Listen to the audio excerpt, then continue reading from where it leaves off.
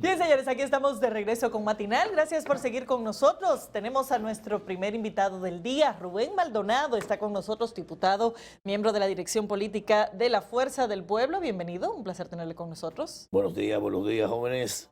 Para mí un placer inmenso compartir con ustedes aquí. Siempre es un grato placer tenerte.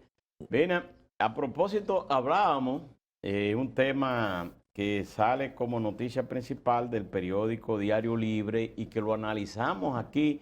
En principio, como eres diputado, tienes 20 años, ¿verdad? Sí. Ahí desde 2002 hasta esta parte. Bueno, se habla de que por privilegios los congresistas le ha costado al Estado cerca de 2.600 millones de pesos por las exoneraciones que se le otorgan a legisladores y que esto la venden y con esos vehículos traen carros como Ferrari, McLaren, Bentley, o sea, son vehículos de alta gama. Y hay alrededor de unos 10 diputados que colocan como figuras de los que más han recibido exoneración. En el caso suyo, ¿cómo ha sido y cómo resolver este problema para que los diputados no tengan que recibir esas exoneraciones y venderlas? Mira, lo primero, según vi en los periódicos, la primera titular, no estoy en ese grupo. No. ¿Verdad? Pero ese tema es recurrente en los medios de comunicación todos los años en República Dominicana. Ha sido una crítica permanente de algunos sectores de la sociedad que critican el hecho de que a los diputados le entreguen una exoneración. Nosotros en el año... Una no, 2 cada 4 años. 2 cada 4 años, exactamente. Nosotros en el año 2018 nos reunimos con el entonces presidente Danilo Medina, siendo yo presidente de la Cámara de Diputados, y le llevamos la propuesta de que a los diputados se eliminara la otorgación de una exoneración y en cambio el Estado asumiera conjuntamente con el diputado la compra de un vehículo para las funciones propias del diputado, porque el diputado es un funcionario público. El diputado hace un trabajo al Estado dominicano y muchos de ellos, la gran mayoría, tiene que trasladarse a veces hasta diario de su provincia aquí a la ciudad capital. Todos, la mayoría lo hacen. Que hay gente que van todos los días, vienen de Santiago, de todas las provincias que no están ya en el extremo, vienen todos los días. De manera que nosotros planteamos para que el Estado pues, pusiera una parte y el diputado también de su salario pusiera otra parte y sometimos un proyecto, pero no hubo respuesta por parte del Ejecutivo. Yo sigo insistiendo en que al final de la jornada el mejor medio para resolver ese tema es que el Estado asuma lo que hace con todos los funcionarios públicos. En todas las instituciones, el Estado a los funcionarios de mayor nivel de importancia y de responsabilidades ante la institución le asigna para sus tareas propias de su trabajo un vehículo. Y nosotros hicimos ese planteamiento. Ese planteamiento se desechó. En el caso nuestro no hemos cuidado siempre, ¿verdad?, de que la exoneración siempre sea nuestra utilizada en vehículo utility, vehículo de trabajo, tradicionalmente. No he comprado, nunca, yo no tengo vehículo de esa naturaleza, ni personal, ni tampoco las exoneraciones que nosotros hemos manejado, las hemos manejado para esos fines. Yo no critico y que no yo, porque la mayoría de esos diputados que que está señalando el periódico, no es que ellos lo han comprado para ellos tampoco. Pero estamos hablando de un costo para el Estado, un sacrificio fiscal de más de 2.600 millones de pesos. ¿Y no cree usted que sería justo que el que tiene para pagar un Ferrari pague los impuestos de su Ferrari y no se aproveche de una exoneración de un legislador para sencillamente no pagar los impuestos por un vehículo que paguen el resto de los dominicanos? Estoy perfectamente de acuerdo contigo. Vuelvo y te insisto, la exoneración, yo estoy planteando soluciones y estoy perfectamente de acuerdo. Creo que es excesivo y que están utilizando las exenciones de los diputados que regularmente ninguno la utiliza para traer un carro de esa magnitud para ellos porque ninguno tiene vehículos de esa naturaleza. Obtienen muy poco. No ¿Cuál voy sería el tampoco al tope general. razonable? Yo me planteé en aquel momento una exoneración con un tope para un vehículo utility que anda alrededor de los $100,000. $100,000. Pero que el ¿Los precio $100,000 cuesta, es un vehículo de lujo también? pero por favor, una Toyota cualquiera te cuesta $70,000, $80,000. Eso es un vehículo de lujo. Bueno, mi amor, pues entonces vamos a mandar un Kia todito, un carrito amarillo que están ahí prefabricados, uno los están abogados que vienen de Estados Unidos. No, eso no es verdad, Laura. Un vehículo de $100,000 puede que sea caro para algún sector, pero un vehículo de $100,000 no es que tampoco es un vehículo de lujo. Eso cuesta una jipeta, Una jipeta de Toyota, lujo. una jipeta. ¿Cuál vehículo cuesta menos de $70, $80,000 en este país? Muchísimos. Pero, por favor. Hay jipetas muy buenas que cuestan No, $50,000, pero una cosa, diputado. no, y pero yo que no- asumo que usted sabe más de vehículos que yo, Pero porque yo de mucho- eso no sé nada. No, yo sé de vehículos y tengo vehículos. Yo he tenido vehículos desde que tengo 17 años. Una Ford Explorer, Una por Ford ejemplo, Explorer. $45,000. ¿Cuál? El único vehículo que cuesta $45,000 no es la Ford Explorer no cuesta 35. La Ford Explorer cuesta 60. Sí. Sí, $60,000. $60,000. Una Ford Explorer cuesta $60,000. La Y esa no es suficiente para los diputados. Pero tampoco no vamos, aquí no, mi discusión no es si son 50, 60 o 70, porque creo que eso es irrelevante. Lo que yo quiero poner sobre la mesa es que nosotros, como presidente de la Cámara, le solicitamos al presidente de entonces, hicimos esa auditoría y lo sometimos. Hicimos inclusive un media tour en el Congreso con la idea de que se eliminara ese tema. Pero hay que buscar una forma porque sin duda que los vehículos del Estado o de las instituciones del Estado, cuando se le ponen al servicio, ya sean ejecutivos o a choferes para manejarlo, a funcionarios, eso lo desbaratan en 2 días. Por eso te que se planteaba. utiliza esos vehículos que hasta por cualquier cosa lo enrumban y entonces hay que comprar uno de nuevo. Entonces, pero hay que buscar una forma en que los diputados estén bien representados en un vehículo, pero que no sea un vehículo tan de lujo como un Ferrari y un McLaren, pero que tampoco sea una carga para el Estado. Por eso te hablaba y te planteaba el hecho de que sea una unidad entre el Estado y el diputado. Que el Estado ponga una parte y el diputado, que es que lo va a adquirir, ponga la otra parte. Por eso te hablaba en el proyecto que nosotros planteamos en ese entonces y lo mantenemos vigente todavía.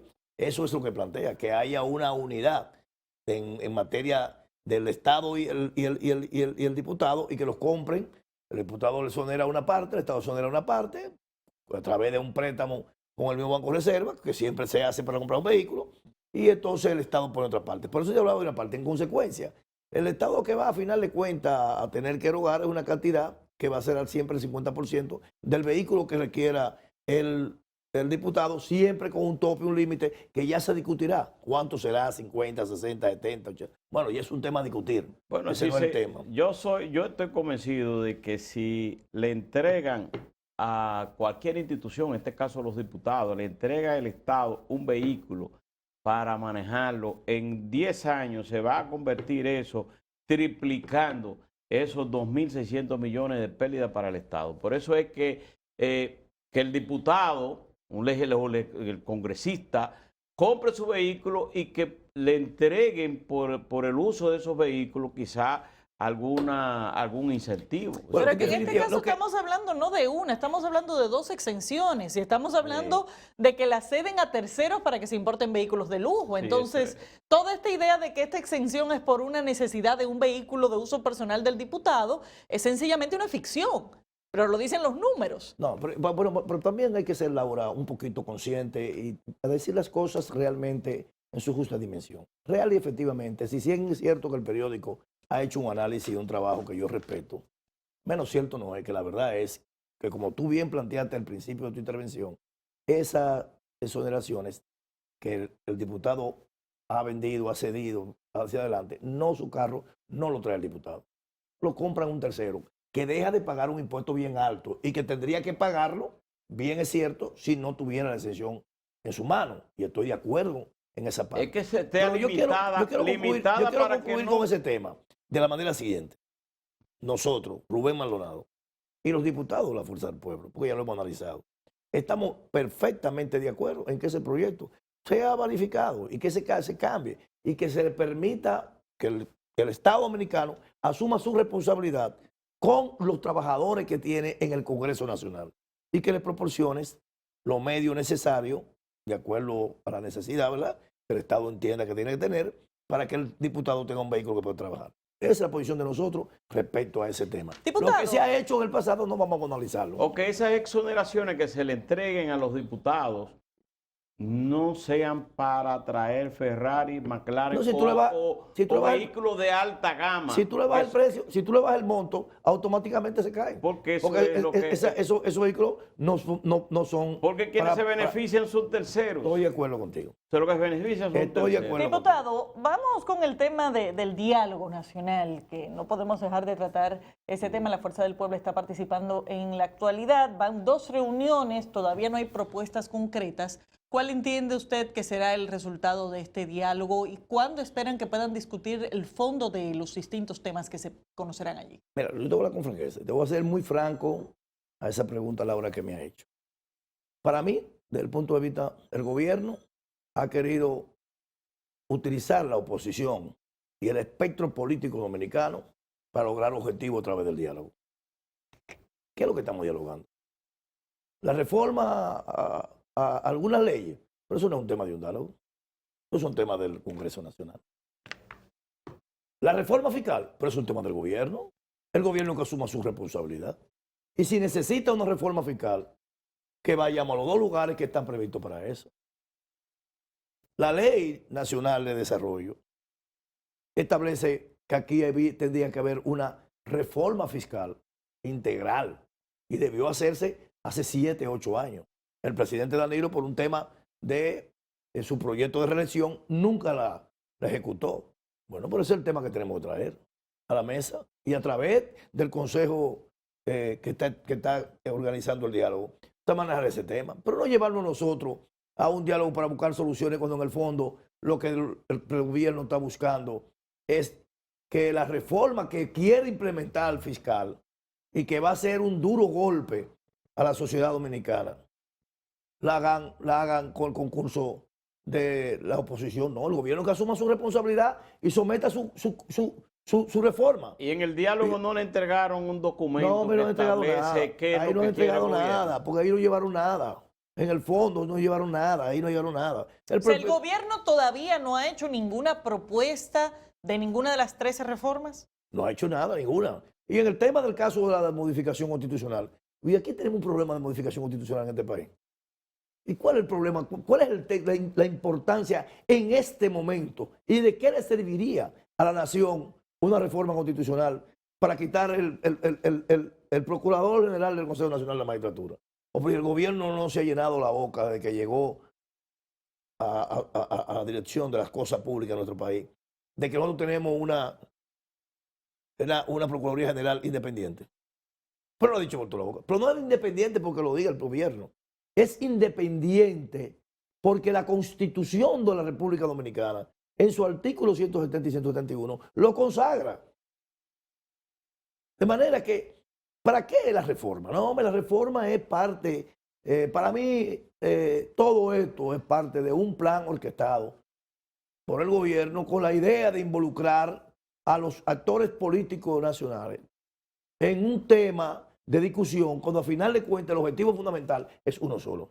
La reforma fiscal que quieren implementar, pero no tienen todavía la capacidad para ellos como gobierno implementarla, porque recordemos que la reforma crea disgusto en la población. Entonces el gobierno que haga su trabajo. Sí. Y nosotros como partidos políticos no podemos seguir tampoco haciéndole el juego al gobierno. El gobierno que haga, someta su reforma. ¿Qué significa eso, que no pueden seguir haciéndole el juego? No podemos seguir haciendo, particularmente ¿Se retiraría la Fuerza del Pueblo del diálogo nacional? Eso, no, es una decisión de la Fuerza del Pueblo como partido. Y en la dirección política ese tema no lo ha analizado y no ha tomado decisión. Te está hablando de lo que cree Rubén Maldonado. Pero ahora, en el caso, mi posición, yo la voy a hacer sentir. En el caso, diputado. Porque yo creo que a nosotros, en ese lo que están haciendo es que nos están tomando el pelo. En el caso de la Fuerza del Pueblo, cuando esta reforma que usted dice que va a ser dañina para la población, cuando llegue al Congreso, la Fuerza del Pueblo no va a votar por esa reforma. Nosotros hemos planteado que el país en estos momentos con una crisis como la que tenemos, tanto sanitaria como económica, no está preparada para resistir el embate de una reforma fiscal que penalice ya más de lo que estamos a los trabajadores Pero dominicanos. parece que ustedes tienen alguna oreja de donde... Es que tú no ¿Qué se va a reformar? ¿Cuál es la reforma fiscal que ustedes entienden que el gobierno quiere implementar? Si no es una reforma integral, si no es una reforma que analice la sociedad completa, como la que plantea la Ley Nacional de Desarrollo, si no es una reforma de esa naturaleza, será naturalmente una reforma para buscar recursos momentáneamente, como desgraciadamente se ha hecho en los últimos años. En consecuencia, nosotros hemos planteado que atraer a la mesa de discusión una reforma que plantee gravar los productos básicos de alimentación de la canasta familiar de los y las dominicanas sería un crimen y sobre todo un peligro, porque eso traería consigo y crearía las condiciones de grandes disturbios sociales. Es de ahí, en consecuencia, que nosotros hemos planteado que el gobierno haga su propuesta. El gobierno lo que quiere es que la oposición le plantee una solución al tema que tiene que ver con el tema fiscal. Diputado, y yo creo que no es ese problema, es una tarea del gobierno. ¿No será que a un año y un mes del nuevo gobierno, los partidos ya comienzan a tener y pensar en las elecciones del 24 y comienzan a cerrarle el camino? Porque el PLD tiene alrededor de unos 5 o 6 precandidatos, incluyendo a Margarita, que se lanzó en el día de ayer, se hizo oficialmente. Leonel Fernández está se sabe que todo el mundo que está en campaña para el 24. ¿Usted cree que se ha adelantado la campaña electoral? Mira, nosotros como partido lo que nos mueve es la situación del pueblo dominicano. Lo que estamos viendo es que la vida de los dominicanos se está deteriorando cada día más. Y la Fuerza del Pueblo, como un partido progresista y vanguardista, está trabajando para, como dijo bien claro el presidente Leonel Fernández, garantizar la 3 comidas calientes al pueblo dominicano. Y eso solamente se logra en la medida en que seamos capaces de hacer propuestas que creen las condiciones para que este gobierno entienda que lo más importante para el país es garantizar salud, educación, alimentación y seguridad al pueblo dominicano. Y desgraciadamente, esos 4 aspectos están totalmente descuidados por este gobierno. Es de ahí, en consecuencia, que nosotros planteamos que me estamos hablando a mí de 12 reformas, 13 con otras que le agregaron. Pero por favor, diputado, aquí hemos discutido reformas la vida entera. Vamos a seguir discutiendo todas las reformas que sean necesarias, pero esos no son los temas fundamentales de la nación. El tema del estado de emergencia. Hay otro tema más importante que eso. El tema del estado de emergencia, para finalizar, la última vez que se le aprobaron 45 días al gobierno, se señaló a la Fuerza del Pueblo que hizo quórum, manteniéndose en la Cámara, como haber apoyado indirectamente. Una próxima solicitud que se pueda presentar, ¿la Fuerza del Pueblo la estará apoyando con su presencia haciendo quórum en la Cámara? Lo primero, que para que pueda llegar bien la información que le damos del público, debemos ser, en el mensaje que le mandamos, bastante claro también. Fue planteado, Laura, querida Laura, hermosísima Laura, que la Fuerza del Pueblo hizo quórum. Eso no es cierto. La Fuerza del Quórum fue el partido de oposición que públicamente, veía una pizarra, se opuso a la implementación de una Pero eso nueva sencillo, reforma. ¿se quedaron o no se quedaron? No, un momentito, es que es el deber de nosotros quedarnos. En la Cámara... Y lamentablemente no puedo decirle bello como usted a mí, pero... ¿Y por qué no? En general... ¿Por qué no? Eso es maltrato. Eso es maltrato. ¿Y por qué lo puede decir? Yo te doy la libertad que lo haga. ¿Van a mantenerse en la Cámara en esta nueva Lo que vamos a ocasión? plantear es lo siguiente. No, yo quisiera cambiar la posición. Tu pregunta no debería ser esa. La posición de la Fuerza del Pueblo. La pregunta la hago yo, usted me responde lo que usted quiera. No, yo le voy a responder lo que yo quiera, pero Exacto. tengo que aclarar claro que la Fuerza del Pueblo como partido político no le ha hecho quórum a nadie. La Fuerza como fuerza política, en su intervención en ese aspecto de la Cámara de Diputados, jugó el rol que tenía que jugar. ¿Cuál es el rol que tenía que jugar? Votar, como en la Cámara de Diputados hay solamente 2 formas de votar. No existe otra. Usted vota positivo o negativo. Si usted no vota, al final de cuentas, la población no sabe cuál fue su papel. Y Rubén. nosotros votamos negativamente y vamos a seguir votando negativamente a todo lo que signifique medidas que desde el punto de vista de la fuerza del pueblo vayan en contra, ¿verdad?, de la salud, de la Rubén, educación, muchas del gracias, progreso Rubén. y el desarrollo del pueblo dominicano. Muchas gracias, muchas gracias. Encantadísimo. Señores, de esta forma Querido despedimos Camilo. al diputado Rubén Maldonado. Vamos a una pausa, enseguida volvemos.